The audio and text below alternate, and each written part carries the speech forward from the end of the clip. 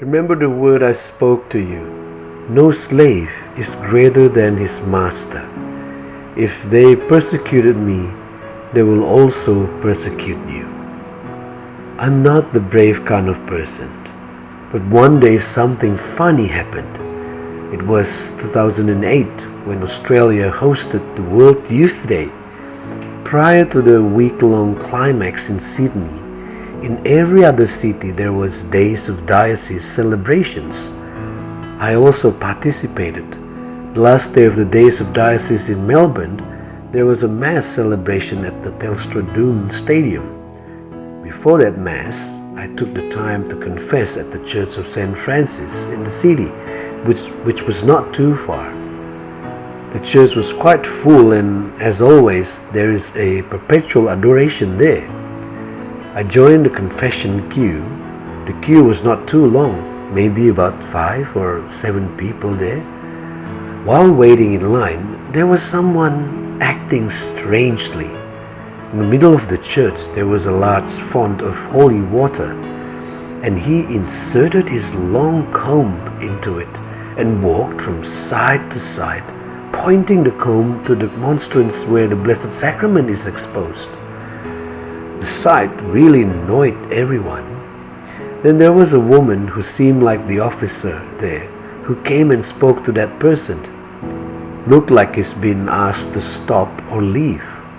Suddenly the man became very angry and kicked the church door and was about to hit the lady. The atmosphere was quite tense. I, who saw it right before my eyes, then stood up and protested. That's enough!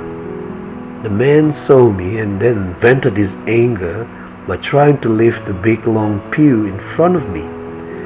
I tried to hold it, but he immediately punched his fist into my left jaw. Bang! I got instantly knocked out. My friend said I was unconscious for about 15 or 30 seconds. I really don't have the talent to be a boxer. Only one punch and straight KO. The funny thing was, I went straight to the confession room and the priest came out to find out what was causing the disturbance. When he came in again and said, "Someone has been beaten," I immediately said that it was me, and I wanted to confess my sins.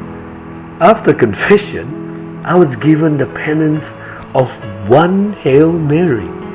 Maybe he saw that my suffering was enough. When I went out to say the Hail Mary, a paramedic asked me if I was alright. I didn't feel anything strange, so I didn't want to go to the hospital. So I still managed to go to the Mass at the stadium that afternoon. But when Mass was over, my friend offered me a piece of bread.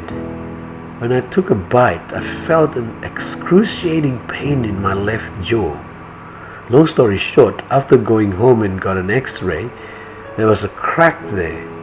I could still go to Sydney, but I have to be careful when I chew. I could only eat liquid or super soft food. My jaw would heal in 6 weeks, the doctor said. Strange but true. In Sydney, I've been assigned to lead the praise and worship and some drama in the local church where we lived with some other groups from overseas. Singing was not much of a problem because it's just opening your mouth. What's interesting was every day I had baby food made for me by the volunteers in Sydney. There was a little suffering, but it's nothing compared to the joy of having the opportunity to defend Christ. Today, Jesus reminds us that following Him will have the same consequences. If He was hit, then it is fitting that I also receive a blow. A servant is not more than his master. Jesus also said in the Beatitudes that there is a great reward for those who are being hated and persecuted because of Him. The joy that I felt that time was more than enough. But now, I dream of eating ice cream in heaven with Jesus. must be amazingly delicious, with a taste that has never existed in the world.